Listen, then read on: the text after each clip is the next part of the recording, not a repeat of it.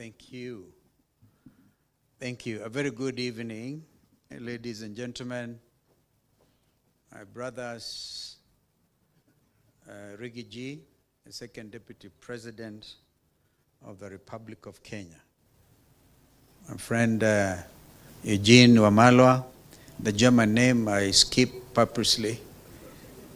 Our brother Fred MATIANG'I, and all of you distinguished friends. You see now, Fred, you introduced some people you came with, or they brought themselves from Jubilee. And because you did that, I received a request, now recognized patriotic front leaders who are here. And I think it is inappropriate because some of them have already been recognized by the man of the moment. But be that as it may, I think I saw some people are with me in Kisumu, in Jaramogi something, right? Kago Jaramogi. I saw Mukunji there with me and Cicely, and even those ambassadors, are they Sijeni, and I think Lumalas was there. Ndegwa Njiru was there. Did I see Ndegwa Njiru? He was there. Ben Momanyi, I saw you. Ben Momanyi was there. Mwana Mule. Who else am I forgetting? Please just stand so I can recognize you. So you don't take Senator Manzo, you are not there. But he should have been there. I think he thought he should have been there, and others. So I'm not able to see who is right at the back. Or is it Wakili Boniface? No. So, ladies and gentlemen, I'm here to do a very simple thing, and that is to launch this book. I asked myself, JB, why did you make me the chief guest? Is it because you thought I should buy very many books tonight and to give out there? Or is it because I may have written an autobiography for myself, and the title of which is Against All Odds and which is due for revision? Or is it because I'm older than you? I think it's because of the latter. That I realize this guy is 3 years younger than me, and he's from my neighborhood. I don't know why Brother Rigiji claims Muturi for his own kinsmanship. Because if you listen to JB speak Kikamba, he speaks without an accent. Even the way he pronounced my name before he came here, that's not the normal way you pronounce my name, because he is fluent. And then his home is near Ishara. From Kanyambora, where Lenny and him come from, to Sekuru is actually just less than maybe 30 kilometers. Now from there to Rigiji's place is very far. So we share in, but I heard Rigiji make some very interesting distinction. That him is a brother and I'm a cousin. That imagine Lenny and JB is brothers, but I am Rigiji's cousin. But we all felt that anybody who is feeling the weight of misrule, over taxation, is actually a cousin. I think that is why JB asked me to come and really nail it for him. JB, you're a very frank person. And allow me to tell you that Uhuru Kenyatta should have been here.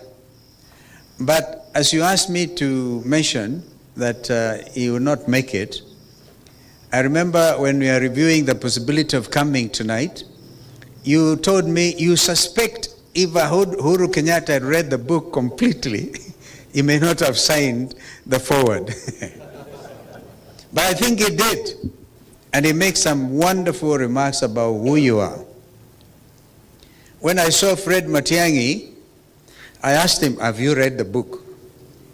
Because, ladies and gentlemen, I'm actually now marketing this book for you. My brother, my younger brother, JB, as we call you.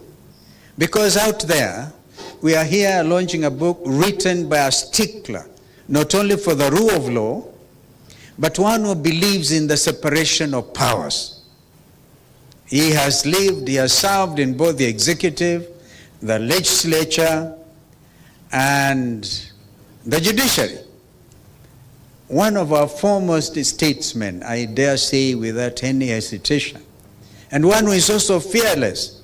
Even as we sat there with JB, I told him, do you remember this friend who is running out of the country, is all over the place, and is trying to tell JB and I to mention that somebody at the very high level is already received a $10 million bribe to bring in rice from Pakistan or wherever. That is JB Muturi.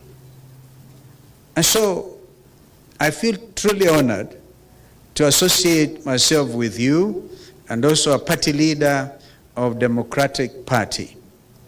The founding Kiongozi, as you all know, was a gentleman I was privileged to serve under as his vice president. Not that he appointed me, but I negotiated.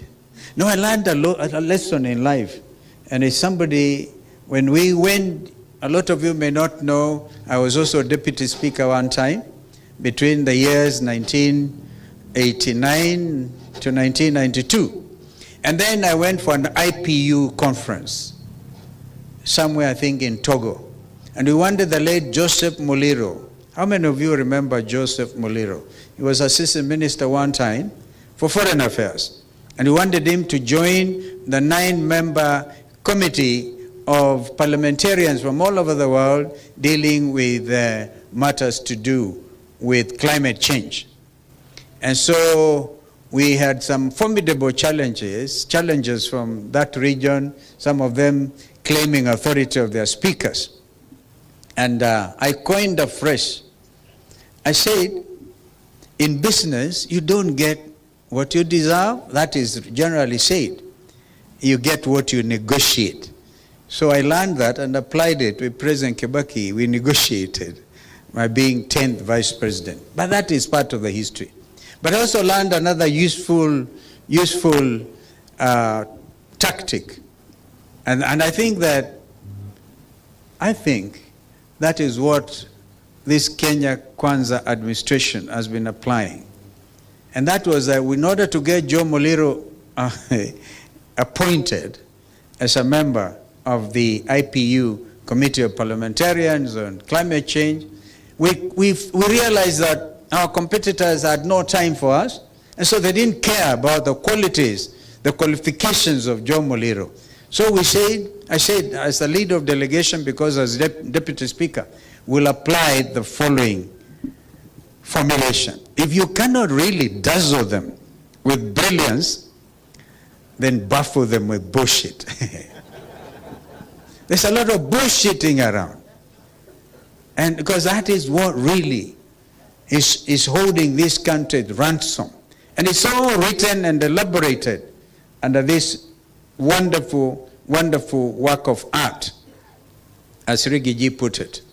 First of all, JB is summoned by J. Muturi, who wants a meeting of the Speaker of the National Assembly, the 11th edition, and calls him and say, JB, can you come to State House tomorrow?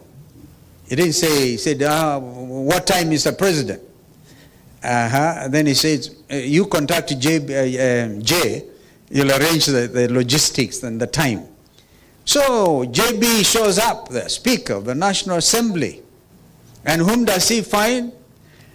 He finds Fred Matiang'I, Interior. And he also finds Kibicho, Garanja Kibicho, the PS. It's all there, Fred. That's why I said, if you read it, you have to really know that we are dealing with a very honest person in the tradition of the truthful man. And he says it there. He says he told President Uhuru Kenyatta, you cannot do this. I am the Speaker of Parliament. There's a principle of separation of powers. And he called Kibicho and Fred some very nice names there. Because he was angry with what he thought was an aggression on the principle of separation of powers. He does the same, and of course others also at the time in the book, if you read, where, for example, you see, we are making him look like a wonderful person, but the human being in JB had to face the role of Mr. Njeru. Now, in that we share. When I was in Meru School in Form 5 and 6, our headmaster was Mr. Njeru, who once became the director of education. And one time and I think that's why I sharpened my negotiation skills at Form 6, because we went on strike, and Mr. Njeru said, the Form 6, in all one accord, have decided to fail. We actually turned out that time in Meru School, the class of 1973, as number 4 in the country, because we were refusing to eat stuff we were calling fufu. But we had given Mr. Njeru a nickname of Mr. Amin. We call him Idi Amin because the way he used to walk. And he was, students always deal with their head teachers. Now, Mr. J.B. Njeru accused him of teasing girls and pinching them. I don't know, J.B., in your years at the university or before you went to university, if that was your characteristic. These days it can constitute a very serious offense for which men actually get impeached, not in Kenya, in other places of the world. So he lays it bare, including the role he had with his Mbere clansman who spoke here, Lenny Kivuti. Serious rivalry at their level. One region or whatever, he had actually also changed his name. Read that book. It's an amazing work of art. But he actually then says there, I will not sign it. That was JB. It is out there. And they say, release my son. We have seen the story of Leslie. So JB, when you write your next book, and I want to agree with my brother Rigiji, let us go through this season. Because it's a very, very important season, pregnant with all types of expectation.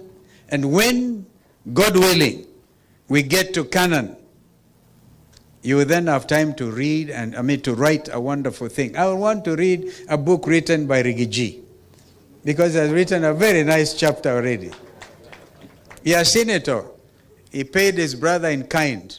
I don't know how many deputy presidents world over would be able to stand up and get a president to go down when he's going to announce the names. And he actually gets them. That is the art of negotiation and also transparency. If indeed we are a government or a country that believes in the rule of law and democracy, then we have to be like Rigiji. I just come from Luo Nyanza. And please don't ask me where I got the 100 cows from. That's my own secret. Some think I keep a lot of cows. It is true. In addition to growing green grams, we call them dengu, we also keep some cows. And we went out there, and I forgot to salute the champion of devolution, certainly a champion of democracy, the late Honorable Raila Amolo Odinga. I just failed to salute because I was wearing Mukunji, remember, I was looking like you today. I really miss out just to salute him and to say the struggle continues, la luta continua. I wrote that in my remarks and bidding him farewell. But ladies and gentlemen, this is a country you all love. And this is a country we know at a critical time like this, if we buckle, if we falter, then it is like what Shakespeare said. The rest of the voyage, is really taken. If we don't take this high tide, then the rest of our lives will be lived in mystery. And the lives of Kenyans will not be exactly what J.B. Muturi would have wanted. By laying things bare, telling it as it is, and I have read also as a senior counsel, I can tell you none of that stuff is actionable. Nobody will sue you because I think you took that into account. But you also put it openly. So I'm so honored to be able to launch this book. And the fight, not just for democracy, the fight for order in our country. And of course, if you know, in the tradition of the British speakership, I really like to see there's a speaker who was presiding of, I think, impeachment of one of those prime ministers. And I said, as many as of that opinion say aye, aye. As many as the contrary opinion say nay. The ayes have it, the ayes have it. Unlock. Unlock is a very interesting situation. Kembe, my classmate, also remember he was a deputy speaker in the Senate. That order for our country is really what is critical at this time. And I want to urge of all of us as we read this book to unlock our country, to realize that we cannot live in a country that believes in abducting his own children. And I think in one, he quotes that proverb, JB, in one of quoting that African proverb, when an hyena wants to eat his children, the hyena looks at them and says, "You smell like a goat." We must do whatever it takes. We do not have another time or anything to squander. We have a country literally to liberate and to live the spirit of the young Kenyans who have become a phenomenon world over.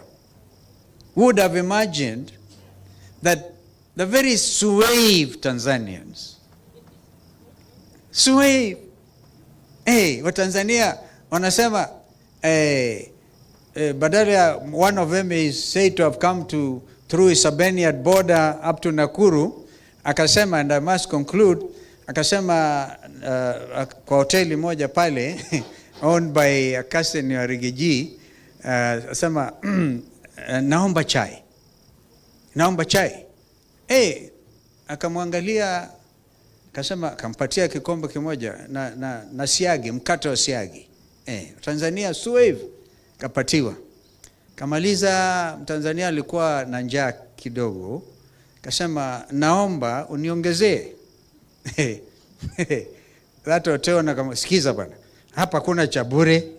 Hapa kuomba, uombaji ni kula hapa na kulipa. Hakuna cha kuomba hapa. The suave Tanzanians thinking the Kenyan Gen Zs were from Mars.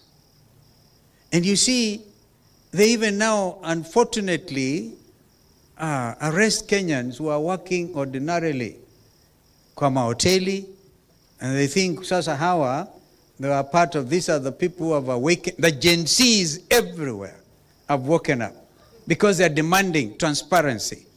Just like J.B. Muturi has said it, put it so clearly, that they, not just in Tanzania, in Madagascar. Did you not see Sheikh Hasina, the Prime Minister of Bangladesh, escape by helicopter to India? Because the Kenyan Gen Zs had said, I've actually said that example. Of course, recently in Nepal and other places. We are living in very interesting times. Times that if we don't catch up with the aspirations of the young people who are demanding change and demanding it immediately, demanding transparency in leadership, demanding good order, the fight for order. Maybe, ladies and gentlemen, I want to ask us to grasp, to take hold of this moment and change our country for good forever. Thank you so much, JB. Congratulations. If I say the fight for order, I will add Joey. Joey. Joey. Joey. Yeah, you know, buffaloes. I'm a buffalo soldier. I hope if I've annoyed you, I do not ask for your forgiveness. In the spirit of JB.